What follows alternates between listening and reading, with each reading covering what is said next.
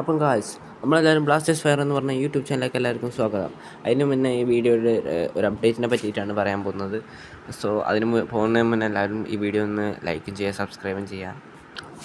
Hugo ബോമസും Kerala ബ്ലാസ്റ്റേഴ്സുമായി ബന്ധപ്പെട്ടൊരു അപ്ഡേറ്റാണ് നമ്മളെല്ലാവരും ഇന്ന് ഞാൻ ചെക്ക് ചെയ്യാൻ പോകുന്നത്. എന്തായാലും അതിന് മുന്നേ ലൈക്ക് അടിച്ചെന്ന് വിചാരിക്കുന്നു. എന്തായാലും ഹ്യൂഗോ ബോമസിനെ സംബന്ധിച്ചിടത്തോളം ഈ താരം ഒരു ഒന്നൊന്നര താരം തന്നെയാണ്. FC ഗോവക്കായി, മുംബൈ സിറ്റിക്കായാലും, മോഹൻ ബഗാൻ സൂപ്പർ ജയൻസിനായാലും, ഒഡീഷ FCക്കായാലും കളിച്ചിട്ടുള്ള ഒരു താരമാണ് മോഹൻ ബഗാനിൽ കളിച്ചത് ഞാൻ കൂടുതൽ കണ്ടത്. അപ്പോൾ ഹ്യൂഗോ ബോമസിൽ കേരള ബ്ലാസ്റ്റേഴ്സിന് ഇൻട്രസ്റ്റ് ഉണ്ട് എന്ന് നേരത്തെ തന്നെ റിപ്പോർട്ടുകൾ ഉണ്ടായിരുന്നു. കാരണം പ്രത്യേകിച്ച് ലൊബേറയ്ക്കായിട്ട് കണക്ഷൻ വരുമ്പോൾ തീർച്ചയായും ഹ്യൂഗോ ബോമസ് വരാനുള്ള സാധ്യത ഏറെയാണ്. ഹ്യൂഗോ ബോമസ് വരുമ്പോൾ എന്തായാലും ലൊബേറ വരുന്നതാണ് അതിൻ്റെ അർത്ഥം.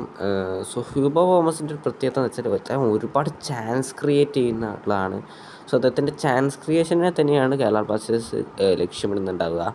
ഇതുപോലെ ചാൻസ് ക്രിയേറ്റ് ചെയ്യുന്ന ഒരു താരത്തെ നമുക്ക് കിട്ടില്ല.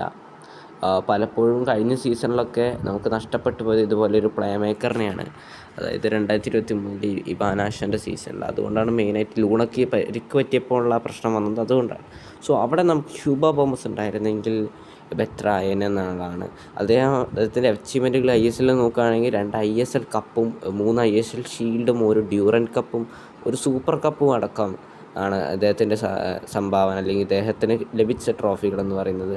നിലവിൽ ലൂണയോട് എന്താ പറയുക, മല്ലിടാൻ പറ്റുന്ന ഒരു പ്ലെയർ തന്നെയാണ്. പക്ഷേ ലൂണ പോയിട്ടാണോ ഹ്യൂഗോ ബോമസ് വരിക എന്നുള്ള കാര്യത്തിൽ നമുക്ക് ചെറിയ ഡൗട്ട് ഉണ്ട്. കാരണം ലൂണയുടെ ആബ്സെൻസിൽ നല്ല രീതിക്ക് തന്നെ കളിക്കാൻ പറ്റുന്നൊരു പ്ലെയറാണ്. മാത്രമല്ല ലൂണ ഉണ്ടെങ്കിലും പക്ഷെ നമുക്ക് അവിടെ ഒരു പ്രശ്നം വരും. കാരണം ലൂണയോ അപ്പം പിന്നെ പെപ്രയെ കളയേണ്ടി വരും. പെപ്ര എന്തായാലും അങ്ങ് പോകും, അത് നമുക്ക് ഉറപ്പാണ്. സോ അവിടെ ഒരു ഫോറിൻ സ്ട്രൈക്കറില്ലെങ്കിൽ അത് വലിയൊരു തിരിച്ചടിയാവില്ല, അതാ ചോദിക്കുന്നത്. സോ അവിടെ ഓവറായിട്ട് മിഡ്ഫീൽഡിന് അല്ലെങ്കിൽ നോഹാസ് ദോയിയെ പറഞ്ഞു വിടണം. പക്ഷെ നോഹാസ് ദോയി ആണെങ്കിൽ നമുക്ക് പോയി വിടാനും ഒരു താല്പര്യമില്ല. സോ ദെൻ അപ്പം ഞാൻ പറയുക അത് വലിയൊരു പ്രശ്നമാകും. കാരണം വെച്ചാൽ കുഴപ്പമില്ല, അല്ലെങ്കിൽ ഒരു നല്ലൊരു ഇന്ത്യൻ ഡിഫൻഡർ ഉണ്ടെങ്കിൽ നമുക്ക് ഇദ്ദേഹത്തെ കൊണ്ടുവന്നാൽ സക്സസ് ആക്കാം. കാരണം പിന്നെ നമുക്കാണെങ്കിൽ ഡിഫൻസിൽ ഒരു വിദേശ താരത്തെ മാത്രമേ വെക്കാൻ പറ്റുള്ളൂ. നമുക്കറിയാം ഇന്ത്യൻ ഡിഫൻസിനെയൊക്കെ വെച്ച് കളിച്ചാലുള്ള അവസ്ഥ, നമ്മുടെ ഇന്ത്യൻ ഡിഫൻസിൻ്റെയൊക്കെ കളി രീതി നമുക്ക് നന്നായി അറിയുന്നതാണ്. സോ അതുകൊണ്ട് തന്നെ അവിടെ 2 ഡിഫൻഡർമാർ, 2 വിദേശീയരില്ലെങ്കിൽ മൂഞ്ചും എന്ന് പറയാം. അല്ലെങ്കിൽ ടോം ആൾറെഡിനെയോ മറ്റേ ആൽബർട്ടോനെ പോലെയുള്ള ഒരു ഡിഫൻഡർ ആയിരിക്കണം. നമുക്ക് മറ്റേ മോഹൻ ബഗാനിലൊക്കെ ഉള്ള മാതിരി ആയിരിക്കണം. അങ്ങനത്തെ ഡിഫൻഡർ വരണം. എന്നാൽ പിന്നെ ഡിഫൻസ് ഇച്ചിരി കൂടി പക്കയായിരിക്കും. പിന്നെ കുറച്ച് നല്ല ഇന്ത്യൻ ഡിഫൻഡർമാരും. സോ അങ്ങനെ പിന്നെ നല്ല ഗോൾ കീപ്പറും.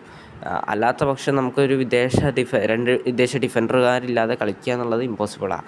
ഇനി അഥവാ വിദേശ 2 ഡിഫൻഡർമാർ വേണമെന്ന് വെച്ചാൽ പിന്നെ പെപ്രക്ക് പകരം ഹ്യൂഗോ ബോമസിനെ വേണ്ടി വരും. അപ്പം പിന്നെ ഒരൊറ്റ സ്ട്രൈക്കർ മാത്രമുള്ളപ്പോൾ വലിയൊരു പ്രശ്നം തന്നെയാണ്. പിന്നെ നോഹാസ് ദോയിയുടെ പൊസിഷൻ ലെഫ്റ്റ് വിങ്ങുമാണ്.